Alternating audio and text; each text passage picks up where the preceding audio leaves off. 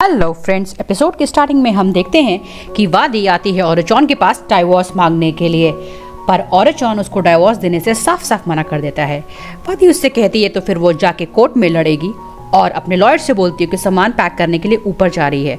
वो जैसे ही अपने कमरे में जाती है सामान पैक करने के लिए, ओरोचोन वहाँ पहुँचता है और उसको बांध देता है रस्सियों से। इसके बाद वो नीचे आके उसकी लॉयर को बोलता है कि हमारी बीवी और पत्नी का आपस का मैटर है, तो हम देख लेंगे, आपको इसमें पढ़ने की ज़रूरत नहीं है, आप यहाँ से चले जाइए। लॉयर मानती नहीं है, वो कहती है कि वो वादी से बात करना चाहती है, जिस पे ओरोचोन को कहता है कि नहीं, वादी आपसे बात नहीं करेगी, आप अभी जाइए। लॉयर को भी लगता है कि इस समय यहाँ बहस करना सही नहीं है, बाद में कुछ करेंगे, तो लॉयर चुपचाप वहाँ से चली जाती है। यहाँ जैसे लॉयर घर से बाहर निकलती है, ओरोचोन ऊपर पहुँचता है और वादी का फ़ोन लेके लॉयर को मैसेज करता है कि वो अभी चली जाए और वो ओरोचोन को दूसरा मौका देगी। यहाँ सरूद जब लॉयर को गाड़ी में बैठा रहा होता है तो वो उससे कहता है, मुझे नहीं लगता कि वादी जी ने अपना माइंड चेंज किया है। जिस पे वो लॉयर कहती है, वो मुझे भी नहीं लगता, उसने जो मैसेज किया है उससे मुझे लग रहा है कि वो उसका जो फ़ोन है वो ओरोचोन के पास ही है, तो अब तुम ही उसकी हेल्प कर सकते हो सरूद। इसके बाद वो वहाँ से चली जाती है। अगले दिन हम देखते हैं कि जो सरूद होता है उसने नींद की गोली मिला दी होती है वारांग के जूस में, जिसको पीने के बाद वो सो जाती है। तो वो चुपके से जाता है और वादी इस रूम में लॉक होती है, उसकी चाबी वहाँ से उठा लेता है। फिर वो उस रूम में जाता है, वादी को छुड़ाता है और फिर बाहर आते ही उस रूम को वैसे ही लॉक कर देता है और चाबी भी वैसे ही वारांग के बगल में रख देता है। फिर वो वादी को बोलता है कि वो चली जाए, तो वादी पर जैसे ही बाहर निकल रही होती है तभी उसको वहाँ पे ओरोचोन आ जाता है, जो कि वो पूछता है कि तुम कैसे भागी, और फिर वो उसको पकड़ के तुरंत सरूद सरूद बोलने लगता है।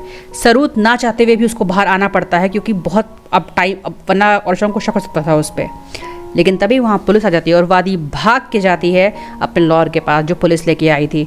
पुलिस ओरोचोन से कहती है कि आप पे इल्ज़ाम है कि आप अपनी बीवी को मारते पीटते हैं, जिस पे ओरोचोन कहता है कि नहीं, मैंने ऐसा कुछ भी नहीं किया है। लेकिन वादी कहती है कि ये झूठ बोल रहा है। उसकी लॉयर तुरंत अपना फ़ोन खोलती है और उसे दिखाती है फ़ोटोज़ जिसमें कि वादी को बांधा गया था चेन से। फ्लैशबैक में हमें दिखाया जाता है कि सरूद बाद में मिलता है लॉयर से और वो लोग डिस्कस करते हैं कि वादी को जिस तरह से वो रख रहा है उसकी वो फ़ोटो सरूद ले लेगा और वो लॉयर को दे देगा, और फिर लॉयर पुलिस लेके घर पहुंच जाएगी। इसने फ़ोटो ली थी और फिर इसने ये फ़ोटो सेंड कर दी थी लॉयर को। उसके बाद उसने वो फ़ोन भी बदल दिया था जिस फ़ोन से उसने फ़ोटोग्राफ सेंड की थी। यहाँ पे ओरोचोन एकदम चौंक जाता है कि ये पिक इसके पास पहुँची कैसे, पर जो लॉयर होती है वो सिर्फ यही कहती है कि अब हम कोर्ट में मिलेंगे, और फिर वादी को लेके वहाँ से चली जाती है। और फिर पुलिस ओरोचोन को पुलिस स्टेशन लेके जाती है पूछताछ के लिए। नेक्स्ट सीन में हम देखते हैं कि ओरोचोन किसी से उसका फ़ोन मांग रहा है, और ये कोई और नहीं बल्कि सरूद था। वो उससे पूछता है कि आप क्या करेंगे, तो ओरोचोन उससे कहता है कि मैंने घर में सबका फ़ोन चेक कर लिया है, लेकिन किसी ने भी लॉयर को फ़ोन से फोटोग्राफ सेंड नहीं किए हैं, बस तुम्हारा बच्चा है, अपना फ़ोन दो, और अगर नहीं दोगे तो उसका मतलब ये क्या तुमने मदद की है वादी की। तो जिस पे सरूद कहता है नहीं, और अपना फ़ोन दे देता है। वो फ़ोन चेक करता है, क्योंकि फ़ोन बदल दिया था इसीलिए नहीं मिलता है वो फोटोग्राफ्स। तो वो जानता है कि अच्छा कुछ नहीं है, लेकिन उसको एक नंबर दिखता है जो कि सेव नहीं होता है। तो ये कहता है कि ये फ्रेंड का नंबर है। तो उसे कहता है तुमने इतनी बार इस पर कॉल किया, उसको सेव भी नहीं किया और फ्रेंड का नंबर है। वो तुरंत उस कॉल पे फ़ोन घुमा देता है और वो फ़ोन होता है उसकी लॉयर के पास।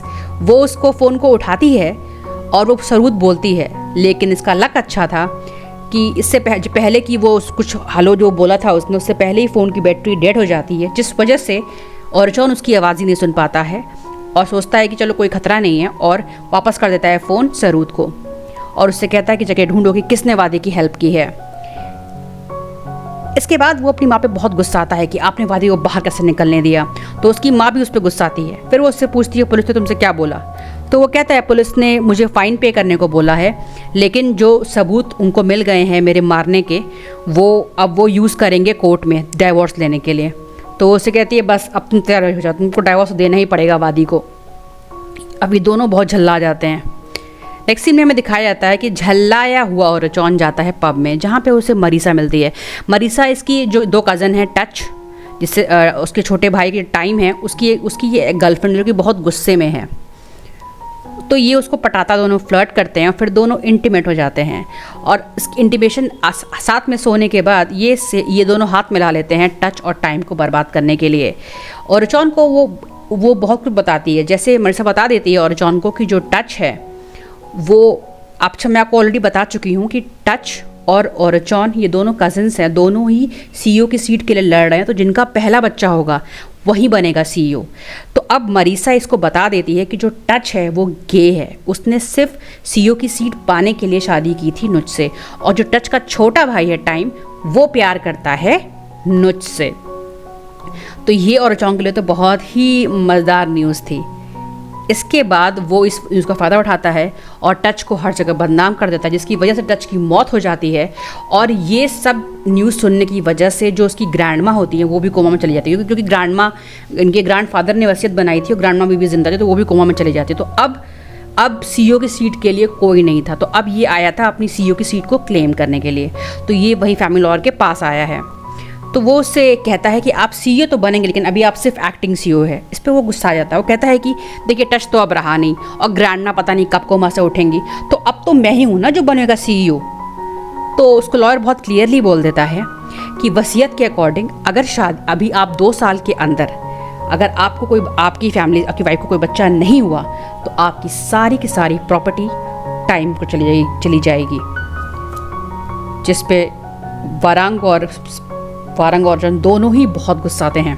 खैर फिर ये जाता है मरीसा के पास, साथ सोता है बच्चे के लिए। मरीसा भी कहती है ठीक है मैं तुम्हें बच्चा दूंगी।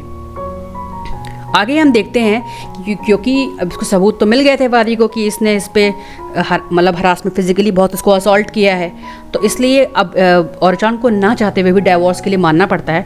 और बस डाइवोर्स देने के लिए ही ये मतलब जा रहे होते हैं, तभी वादी बेहोश हो जाती है।